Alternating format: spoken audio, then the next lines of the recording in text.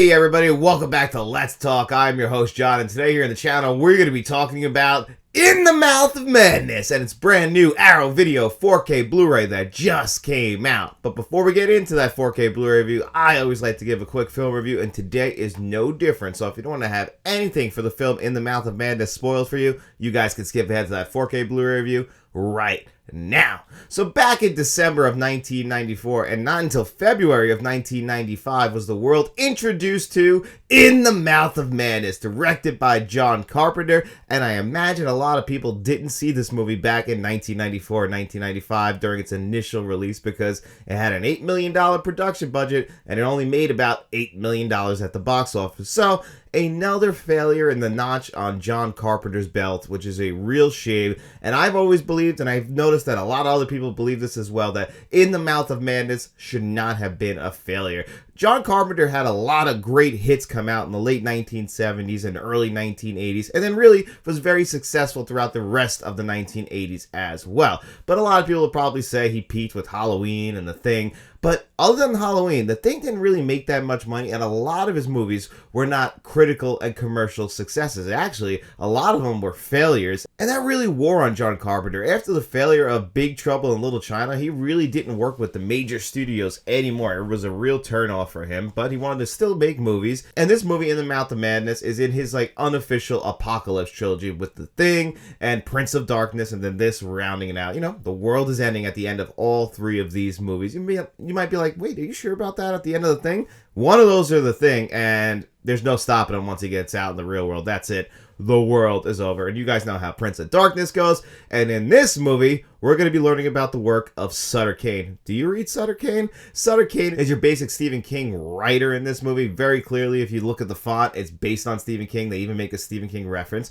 But it's Sutter Kane, who is apparently even bigger than Stephen King. And he's got a huge influence on the culture at large. Unless, of course, you're not reading his work. And Sam Neill's character isn't reading his work. Well, he's an investigator for the insurance companies, and he's the best at it. He can find a fraud anywhere, even if it's his own friends and family, which someone asked him, has he ever found out that they were a fraud? And he's like, well, you know, doesn't really matter. You got to take your personal life out of it. So a real cold kind of guy. And now he's got to go find Sutter Kane because unfortunately, no one can find him. They don't know where the hell he is. And he's got his new book coming out and they need him around for this. So Sam Neill's going to go out, find him, and he believes he knows exactly where he is. This small town in New Hampshire that doesn't fit on the map. But he's like, it might be on an old map. And it's funny that it's in the New England area where a lot of Stephen King novels take place, up in, Maine. That's where Derry is and everything like that, and Castle Rock. So more love letters to Stephen King. This movie actually isn't written by John Carpenter. It's written by Mike DeLuca. And he wrote this, I believe, in the early 1980s and wanted John Carpenter to direct. But unfortunately, he didn't want to direct it at the time. But finally, in 92, he was hired to come in and direct this film. And one other little thing that's pretty significant about this film I thought was interesting is it is produced by New Line Cinema, who also produced New Nightmare that also came out in 1994.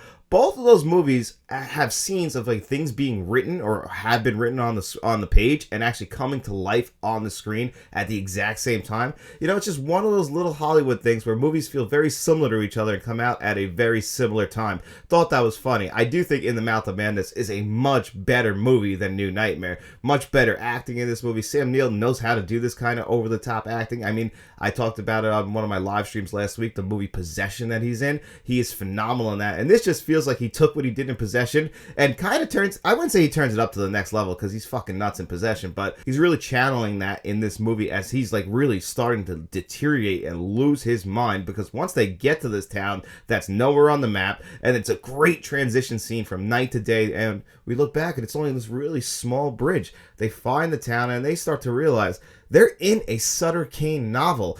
And they're using the books as a guide to help them get around. And that, this is where some of the best imagery in the movie is. Yeah, there's some really dark, scary stuff, but actually being in a book and having things constructed and having things constructed in the real world that just don't fit, like the church in this movie. They're in a real northeastern kind of town. We got the dead leaves, but the grass is all still green, kind of an area where I live, essentially. But, you look over here and there's this goddamn beautiful church, something like out of the Wizard of Oz in the background. And that's something you can do with, a movie like this, where, you're not in a real town, you're in a fictional town that's not even real in real life or in the movie. It's actually completely made up by Sutter Kane, and you're stuck in that. that. I love that aspect of this movie. That like middle part where they're in this town, I just wanted more of that. That's my biggest negative about this film is I'm going to guess because they had such a small budget and John Carpenter didn't sell tickets at the time that they couldn't make this movie longer. But this is a perfect idea for a 2.5-hour film because it feels like we're rushing through stuff so fast and it's all so good. That's what really sucks. It's a very entertaining, very fun 95-minute movie.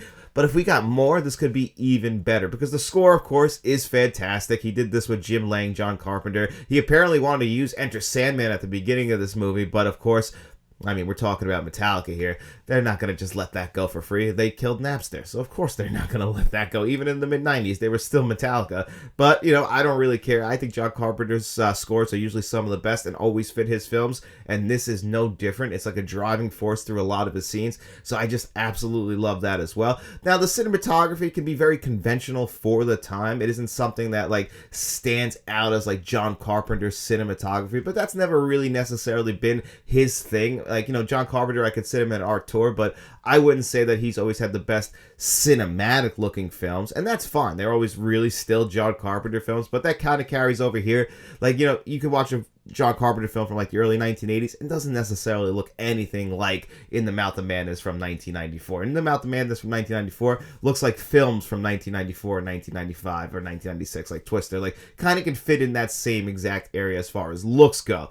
One other thing that's funny about this movie is that this is the first ever film appearance by Hayden Christensen, and that's because they filmed a lot of this in Canada. He's from Canada. Makes a lot of sense. I think it's pretty funny that you get a little appearance from him in this movie. And the movie, it's all building up to the end. Like we said, if you know this movie, you know it's building up literally to the world ending as this novel is becoming real life. And the themes of the movie is really what I love about it as well. Like toxic fandom, something that still lives today. Obviously, it wouldn't be from a book. Unfortunately, like even movies, books and movies aren't as popular as they were in the 1990s that can build up a huge cult following that essentially is taking over the world in this movie. Now, that's not something that might ring true today, but you know, if you swap that out with like, I don't know, a video game series or even I guess Star Wars fans to this very day, the way that they kind of consume everything and it consumes their mind, or how the media can manipulate people, all of that is in this movie as well. So you can watch it for those themes, or you can just watch it as a very entertaining John Carpenter film that, you know, starts in one place and then of course it's going to end up in the absolute worst place possible and still be a very entertaining 95-minute film. I just wish it was a little bit longer. But other than that, it is a great John Carpenter film that if you haven't seen, I can highly recommend, even if you're not going to be getting it on this brand new Arrow Video 4K Blu-ray that we're going to be talking about right now. John Carpenter's In the Mouth of Madness. And here it is, the new Arrow Video version of In the Mouth of Madness. They gave us the morbidly obese box Arrow Video, which I always love when they do that. So they went out and sprung for all the bells and whistles when it comes to the packaging. The very rare boutique label to boutique label rights thing where, you know what, the Scream Factory edition, which only came out 7 years ago, is now obsolete. Even though some of the extras do carry over to this brand new 4K Blu-ray release, there will be some brand new exclusive Arrow Video extras, but it's very strange when that happens. Usually, you know, sometimes we see a film that had been previously released by the studio that actually put it out, like this being New Line Cinema, Warner Brothers. You know, we would expect maybe there was a previous Warner Brothers Blu-ray release, but the fact that it was a previously released Scream Factory Blu-ray, and one that's not that old, is pretty interesting. And I really love this Scream Factory Blu-ray, at least what they did with the packaging. Do you guys remember the old interior artwork design that they used to do for these kinds of things? That's something that we lost with the Blu-ray era that I kind of wish would come back for the 4K Blu-ray era, but I mean, honestly, if we're comparing that Blu-ray to this brand new 4K Blu-ray, you know what? We get the slip sleeve over the fat box, you slide that off, same artwork underneath, but the thing about the sleeve is you get all your stats on the back. If you're somebody who's not into that, I don't know who isn't, but hey, you get the flat black, you get the flat black back if you want to go that route as well. It's totally up to you, which again, giving us options. I love that. Some fantastic reading material. Always good from Arrow Video. Good paper stock. Always smells nice and delicious. Always appreciate that.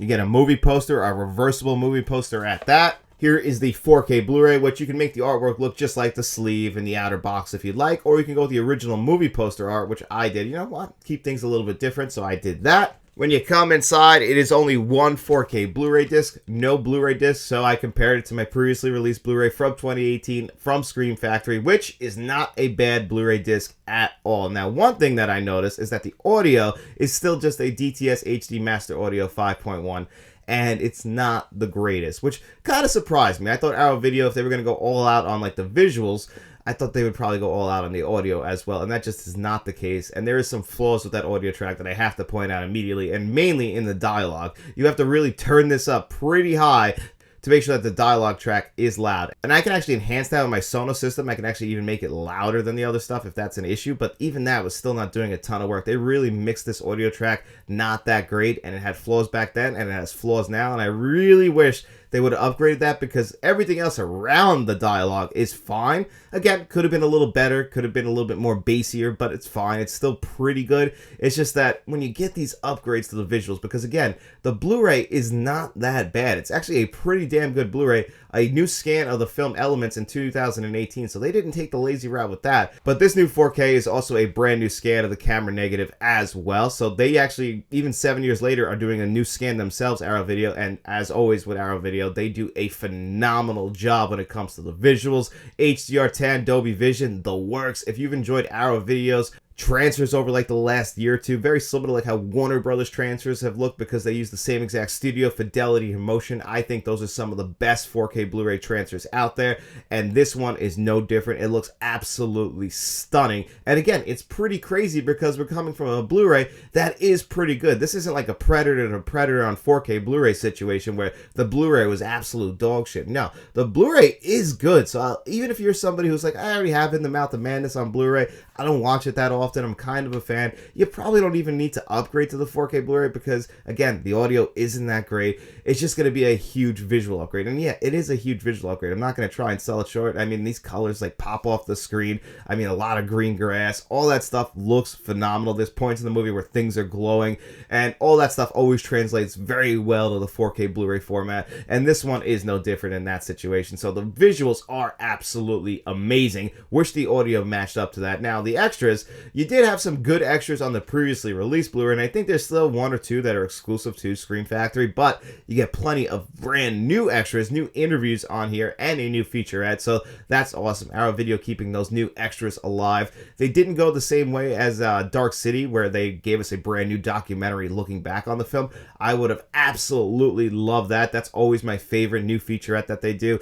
and we still get them. We just got it with Jacob's Ladder on Lionsgate limited release, but we did not get that here. It would have been really awesome, a new hour making of documentary about In the Mouth of Madness, and maybe getting John Carpenter's thoughts, because he's still around. I know he doesn't really seem like the most happy guy in interviews, but it would have been cool to get his thoughts about how this movie, which again, not a success in 1994 and 1995, has developed this cult following, and people have really learned to appreciate this movie and a lot of his other movies, and maybe get into his mind and see how he's feeling about that in 2025. But we didn't get that here, and that's fine. I can't get too upset. I'm very happy with the visual upgrade. I'm very happy with the packaging. This is definitely the definitive edition of In the Mouth of Madness. The audio just let me down a little bit, and unfortunately, I can't put it in the upper echelon of 2025 releases or even in the upper echelon of Arrow Video releases because of that audio. But everything else around it is still really good. So if I was going to give this 4K Blu-ray a score of 1 to 10, I'm going to give In the Mouth of Madness